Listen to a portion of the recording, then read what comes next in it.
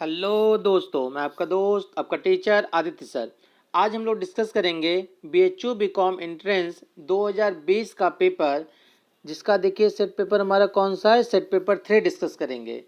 कोई भी सेट रहे उससे कोई फ़र्क नहीं पड़ता है, सारे सेट में क्वेश्चन जो होता है वो सेम होता है, बस ऊपर नीचे रहता है। इस क्लास को देखने से पहले आप एक काम करिए, कॉपी और पेन लेके बैठिएगा, क्योंकि इसमें जो क्वेश्चन पूछे गए थे उसका आंसर तो हम बताएंगे ही, साथ में उससे रिलेटेड कुछ और भी टॉपिक हम बताएंगे जो आप नोट कर लीजिएगा, जो आपके 2021 के पेपर के लिए काफ़ी इंपॉर्टेंट हो सकते हैं। तो आइए हम लोग देखते हैं question number first.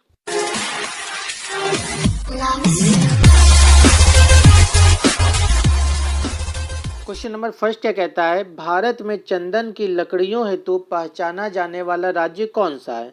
Assam, Karnataka, Kerala या पश्चिम बंगाल? समझिएगा, सभी लोग कॉपी पेन लेके बैठे होंगे और जो चीज़ें हम बताएंगे वो नोट जरूर करेंगे। भारत में चंदन की लकड़ी के लिए कर्नाटक और तमिलनाडु राज्य प्रसिद्ध है। क्या नाम बताएं? कर्नाटक और तमिलनाडु। तो इसमें देख लीजिए कौन सा ऑप्शन मैच कर रहा है, कर्नाटक। इसका आंसर हो जाएगा ऑप्शन नंबर सेकंड। और भी समझते हैं, चंदन तस्कर वीरप्पन का नाम आपने अखबारों में तो पढ़ा ही होगा। वह इन्हीं दोनों राज्यों में चंदन की तस्करी के लिए प्रसिद्ध था। भारतीय चंदन का संसार में सर्वोच्च स्थान है। क्वेश्चन नंबर सेकंड, भारत सरकार द्वारा प्रथम राष्ट्रीय वन नीति कब घोषित की गई? 1942, 1947, 1952 या 2001 में?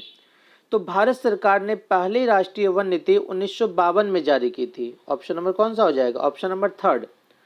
परंतु भारत में वन नीति की शुरुआत ब्रिटिश काल में 1894 में ही हो गई थी। 1952 और 1988 में इसमें कुछ संशोधन किए गए। थर्ड, कोरबा कोयला क्षेत्र कहाँ स्थित है? उड़ीसा में, छत्तीसगढ़ में, बिहार में या असम में? समझिए जरा इसको। कोरबा जो है वो भारत के छत्तीसगढ़ राज्य के कोरबा जिले में स्थित एक नगर है। तो आपको पता चल गया होगा, क्योंकि क्या बताएं, छत्तीसगढ़ राज्य। और थोड़ा सा इसके बारे में समझते हैं, यह जिले का मुख्यालय भी है। कोरबा का नाम यहाँ की जनजाति पहाड़ी कोरवा के आधार पर रखा गया है। यहाँ की पहचान एशिया के सबसे बड़े खुले कोयला खादान ओकास्ट माइन गेवरा माइंस की वजह से है, जो साउथ ईस्टर्न कोलफील्ड्स द्वारा कोरबा कोयला क्षेत्र में संचालित कई अंडरग्राउंड और ओपन कास्ट माइन में से एक है। जो पॉइंट हम बताते जा रहे हैं आप उसको जरूर नोट करते जाइएगा, क्योंकि 2020 से क्वेश्चन तो आपके 21 में तो आएंगे नहीं, लेकिन हाँ उससे रिलेटेड जो टॉपिक हम बता रहे हैं वो शायद आ सकते हैं, तो उसको आप जरूर नोट करते जाइए, जिससे आपको एग्जाम क्वालिफाई करने में काफ़ी आसानी होगा। क्वेश्चन नंबर फोर्थ देखेंगे, बंद अर्थव्यवस्था वह अर्थव्यवस्था है जिसमें मुद्रा आपूर्ति पूर्ण नियंत्रित रहती है, घाटे का वित्त पोषण होता है, केवल निर्यात होता है, न तो निर्यात और न ही आयात होता है। तो सबसे पहले तो ये समझिए आप लोग कि क्लोज इकोनॉमी होता क्या है, अर्थात बंद अर्थव्यवस्था क्या होता है। तो बंद अर्थव्यवस्था वह स्थिति है जिसमें कोई देश किसी दूसरे देश से वस्तुओं और सेवाओं का आयात और निर्यात नहीं करता है। बंद अर्थव्यवस्था का मुख्य उद्देश्य अपने देश के निवासियों की आवश्यकता को पूरा करना है। वास्तविक रूप से आज के समय में किसी भी देश में बंद अर्थव्यवस्था नहीं है। सिर्फ ब्राजील ही एक ऐसा देश है जो बंद अर्थव्यवस्था के काफी करीब है। वह दूसरे देशों से अन्य देशों की तुलना में वस्तुओं का बहुत कम आयात करता है। 1991 तक भारत की अर्थव्यवस्था भी एक बंद अर्थव्यवस्था थी। पहला ऑप्शन है मुद्रा आपूर्ति पूर्ण नियंत्रित रहती है। सेकंड ऑप्शन है घाटे का वित्त पोषण होता है। थर्ड ऑप्शन केवल निर्यात होता है। फोर्थ ऑप्शन न तो निर्यात और न ही आयात होता है। तो इसका आंसर हो जाएगा हमारा ऑप्शन नंबर फोर्थ, न तो निर्यात और न ही आयात होता है। क्वेश्चन नंबर 5, दो नदियों के मध्य की उपजाऊ भूमि को क्या कहते हैं? तो दो नदियों के मध्य की उपजाऊ भूमि को जो है वो दोआब कहते हैं। क्या हो जाएगा? Option number second. यह दो और आब यानी पानी शब्दों के जोड़ से बना है, जैसे गंगा और यमुना के बीच की भूमि। क्वेश्चन नंबर 6, केंद्रीय चावल शोध संस्थान कहाँ स्थित है? बंगलुरु में, कोयम्बटूर में, कानपुर में या कटक में? केंद्रीय चावल शोध संस्थान जो है वो कटक में है। क्या बताएं? कटक। ऑप्शन नंबर कौन सा हो जाएगा? फोर्थ। यह एशिया का सबसे बड़ा राइस रिसर्च इंस्टीट्यूट है। कटक जो है वह पूर्व भारत की एक सिटी है जो उड़ीसा के अंदर है। क्वेश्चन नंबर 7, प्रच्छन्न बेरोजगारी की अवधारणा का विकास किसने किया? पहले ये समझिए कि प्रच्छन्न बेरोजगारी होता क्या है। प्रच्छन्न बेरोजगारी को छुपी हुई बेरोजगारी भी कहते हैं। यह वह स्थिति है जब एक श्रमिक काम तो कर रहा होता है लेकिन उसकी क्षमता का पूरा उपयोग नहीं हो पाता है। इस स्थिति में श्रमिक किसी खास काम में इसलिए लगा रहता है क्योंकि उसके पास उससे बेहतर करने को कुछ भी नहीं होता। इस स्थिति में श्रमिक के पास कोई विकल्प नहीं होता बल्कि किसी खास काम को करने की मजबूरी होती है। और इस अवधारणा का विकास जो है वो जॉन रॉबिन्सन ने किया था। कौन सा हो जाएगा? Option number 3। यदि इतना ही डिटेल वीडियो यदि आप प्रीवियस ईयर पेपर का भी देखना चाहते हैं, जैसे 2017, 16, 18, 2010, 11 या कोई भी सन का, अर्थात प्रीवियस 10 साल के पेपर को ऐसा ही डिटेल में एनालिसिस करके इसी चैनल पे दिया गया है। तो डिस्क्रिप्शन में भी हम इसका लिंक दे रहे हैं, आप उसे देख सकते हैं। क्वेश्चन नंबर 8, मजदूरी के भुगतान हेतु अधिकतम अवधि है 1 महीना, 2 महीना, 3 महीना या 4 महीना। तो मजदूरी का जो भुगतान है वो दैनिक, साप्ताहिक या पाक्षिक, पाक्षिक मतलब प्रत्येक 15 दिनों के लिए, और मासिक ही किया जा सकता है। नियोक्ता द्वारा कर्मचारियों को वेतन भुगतान की अवधि 30 दिन अर्थात 1 माह से अधिक नहीं होनी चाहिए। तो यहाँ पे क्या हो जाएगा बताइए? Option number 1। क्वेश्चन नंबर 9, एक अर्थव्यवस्था में क्षेत्रों को सार्वजनिक एवं निजी में वर्गीकृत करने का क्या आधार है? कैसे हम पहचानते हैं कि वो सार्वजनिक है या निजी है? तो उसकी ओनरशिप से पहचाना जाता है। सिंपल सा क्वेश्चन है, ऑप्शन नंबर 3 हो जाएगा। क्वेश्चन नंबर 10, कृषि मूल्य आयोग तथा भारतीय खाद्य निगम कब स्थापित किए गए? 2 चीज बोला है, ध्यान रखिएगा यहाँ, कृषि मूल्य आयोग और भारतीय खाद्य निगम, ये दोनों। तो पहले समझते हैं हम लोग कि भारतीय खाद्य निगम क्या है, फिर समझाएंगे आपको कृषि मूल्य आयोग। तो भारतीय खाद्य निगम जो है वो एक सांविधिक निकाय है जिसे भारतीय खाद्य निगम अधिनियम 1964 के तहत वर्ष 1965 में स्थापित किया गया। देश में भीषण अन्न संकट विशेष रूप से गेहूं के अभाव के चलते इस संस्था की स्थापना की गई थी। क्लियर है? अब आइए समझते हैं हम लोग कृषि मूल्य आयोग। इसके साथ ही कृषकों के लिए लाभकारी मूल्य की सिफारिश करने हेतु वर्ष 1965 में ही कृषि लागत और मूल्य आयोग का भी गठन किया गया। इसका मुख्य कार्य खाद्यान्न एवं अन्य खाद्य पदार्थों की खरीद, भंडारण, परिवहन, वितरण और बिक्री करना है।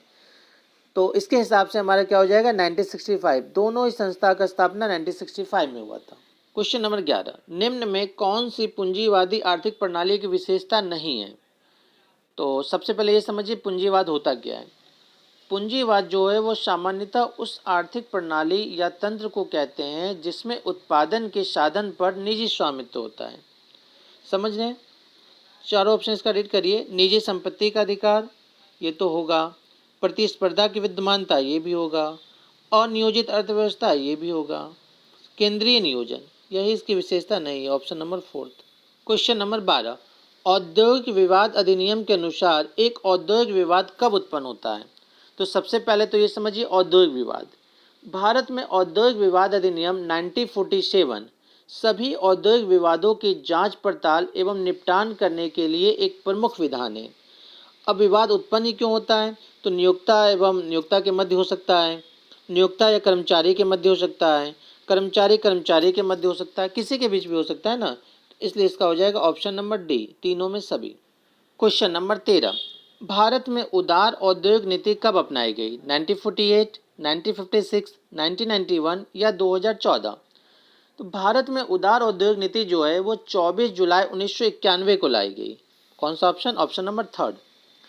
इस नीति के द्वारा 18 उद्योगों को छोड़कर अन्य सभी उद्योगों के लिए लाइसेंसिंग व्यवस्था को समाप्त कर दिया गया। केवल 18 उद्योग में ही लाइसेंस लेना अनिवार्य रखा गया है। निम्न में से कौन सा मूलभूत उद्योग है? तो पहले तो ये आप लोग समझिए कि मूलभूत उद्योग होता क्या है। मूलभूत उद्योग को आधारभूत उद्योग भी कहते हैं। जिन उद्योगों का निर्मित माल अथवा उत्पाद अन्य अनेक उद्योगों का आधार बनता है उन्हें मूलभूत उद्योग कहते हैं। जैसे लौह इस्पात उद्योग, विद्युत उत्पादन उद्योग, पेट्रोलियम उत्पादन उद्योग, कोयला उत्पादन, भारी मशीन निर्माण उद्योग, ऐसे कई सारे उद्योग हैं। तो देखिए इसका क्या ऑप्शन दिया है? विद्युत, पेट्रोलियम उत्पाद, कोयला या सभी? तो ये सारे इसमें हो जाएंगे option number D. Question number 15, कर्मचारियों के कल्याण संबंधी प्रमुख प्रावधान किसमें अंतर्निहित है? कारखाना अधिनियम 1948, औद्योगिक विवाद अधिनियम 1947, कर्मचारी क्षतिपूर्ति अधिनियम 1923 या तीनों में से कोई नहीं? कारखाना अधिनियम 1948 जो संशोधित करके कारखाना अधिनियम 1987 हो गया है, भारत में कारखानों में व्यावसायिक सुरक्षा संबंधी नीतियां बनाने में सहायक में कार्यस्थल पर व्यक्ति की संरक्षा, स्वास्थ्य, दक्षता, कल्याण आदि पर नीति निर्धारित करता है। तो क्या हो जाएगा इसका? Option number first. Question number 16, नियोजन के महत्व के संदर्भ में निम्नलिखित में से कौन सा बिल्कुल सही नहीं है? बर्बादी में कमी, अगर हम लोग प्लानिंग सही तरीके से करते हैं तो बर्बादी में कमी तो होगा। अति शीघ्र निर्णय पर रोक, ये भी होगा। जोखिम की समाप्ति, रिस्क कभी समाप्त नहीं हो सकता है। रिस्क को हम लोग केवल कम जरूर कर सकते हैं लेकिन समाप्त नहीं कर सकते हैं। तो इसका ऑप्शन नंबर थर्ड हो जाएगा। क्वेश्चन नंबर 17, नियोजन प्रक्रिया में अनुगमन करता है, जो फॉलो अप होता है वो प्लानिंग का लास्ट स्टेज होता है। ऑप्शन नंबर थर्ड हो जाएगा। क्वेश्चन नंबर 18, एक कारखाने में फोरमैन द्वारा बनाई गई योजना एक उदाहरण है। देखिए जरा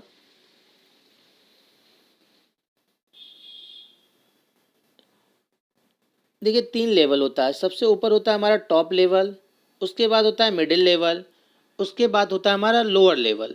बात समझिएगा, टॉप लेवल पे जो होता है वो लोग स्ट्रैटेजी बनाते हैं, जैसे सीईओ होते हैं वहाँ पे, ठीक है ना। और मिडिल लेवल पे जो होते हैं वो बिजनेस लेवल होते हैं। और थर्ड जो होता है वो हमारा लोअर लेवल होता है जिसमें फोरमैन ये सब आते हैं। तो क्वेश्चन में हमसे पूछा गया है कि एक कारखाने में फोरमैन द्वारा बनाई गई योजना, तो फोरमैन बताइए कहाँ आता है? मिडिल लेवल पे या लोअर लेवल पे या टॉप लेवल पे या टॉप मिडिल लेवल पे? तो ये तो लोअर लेवल पे आता है, तो इसका आंसर भी क्या हो जाएगा हमारा? Lower level. क्वेश्चन नंबर 19, नियोजन है रोजगार उन्मुख, लक्ष्यपरक, सरकार उन्मुख या जनता उन्मुख? आइए समझते हैं पहले नियोजन के बारे में। वर्तमान परिस्थितियों को ध्यान में रखकर किसी लक्ष्य की प्राप्ति के लिए भविष्य की रूपरेखा तैयार करने के लिए आवश्यक क्रियाकलापों के बारे में चिंतन करना ही प्लानिंग कहलाता है। तो क्या बताएं? किसी लक्ष्य की प्राप्ति के लिए, तो क्या हो जाएगा? Option number second. Question number 20, जब संगठन शब्द का प्रयोग क्रिया के रूप में किया जाता है तो इसका क्या अभिप्राय होता है? स्ट्रक्चर होता है या फंक्शन होता है या प्रोसेस होता है या कंपनी? तो वो प्रोसेस होता है। Option number third. Question number 21, हमारे कारखाने ले जाओ, हमारा व्यापार ले जाओ, परिवहन के साधन तथा धन ले जाओ, हमारे पास कुछ न छोड़ो किंतु हमारा संगठन छोड़ दो और 4 वर्ष में हम अपने को पुनः स्थापित कर लेंगे। यह किसका कथन था? मैकफॉर्लैंड का, डेल कार्नेगी का, विलियम आर स्पीगल का या एंड्रयू कार्नेगी का? तो ये जो कथन दिए थे वो एंड्रयू कार्नेगी दिए थे। ऑप्शन नंबर फोर्थ हो जाएगा। क्वेश्चन नंबर 22, औपचारिक संगठन में पदोन्नति कैसी होती है? तो सबसे पहले तो ये समझिए कि औपचारिक संगठन होता क्या है। औपचारिक संगठन से आशय एक ऐसे संगठन से जिसमें प्रबंध के प्रत्येक स्तर पर अधिकारियों के अधिकारों, कर्तव्यों एवं उत्तरदायित्वों की स्पष्ट रूप से व्याख्या कर दी जाती है।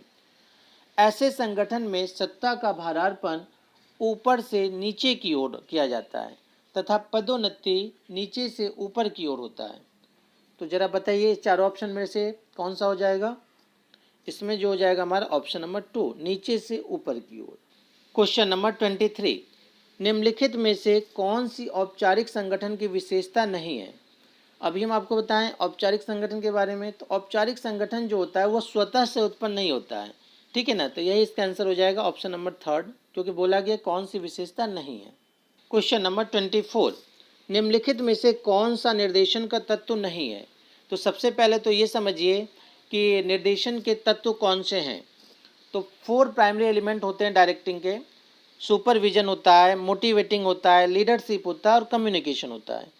तो देखिए जरा, गाइडेंस तो आपका लीडरशिप में भी आ जाएगा, रिस्पॉन्सिबिलिटी होगा, सुपरविजन तो होता ही है, ऑर्डर नहीं होता। ऑप्शन नंबर 2 हो जाएगा। आज का लास्ट क्वेश्चन देखिए, क्वेश्चन नंबर 25, बाह्य समन्वय के संदर्भ में निम्नलिखित में से विषम को इंगित कीजिए। पहली बात तो ये समझिए कि समन्वय होता क्या है, उसके बाद ही हम लोग ऑप्शन देखेंगे। किसी संस्था के उद्देश्यों की पूर्ति के लिए उसकी विभिन्न क्रियाओं में सामंजस्य व तालमेल स्थापित करना समन्वय कहलाता है। और क्वेश्चन में हमसे बोला गया बाह्य समन्वय, तो आइए बाह्य समन्वय भी समझते हैं। बाह्य समन्वय को संरचनात्मक समन्वय के रूप में भी जाना जाता है। बाह्य समन्वय विभिन्न सांगठनिक इकाइयों की गतिविधियों के बीच तालमेल बिठाने से होता है। अब देखिए इसका ऑप्शन क्या है, नियोक्ता, ग्राहक, कर्मचारीगण या समाज। तो इसका आंसर हो जाएगा कर्मचारीगण। इसकी आगे क्वेश्चन हम लोग नेक्स्ट क्लास में देखेंगे, क्योंकि इसी क्लास में अगर देखेंगे तो काफ़ी लंबा क्लास हो जाएगा। धन्यवाद।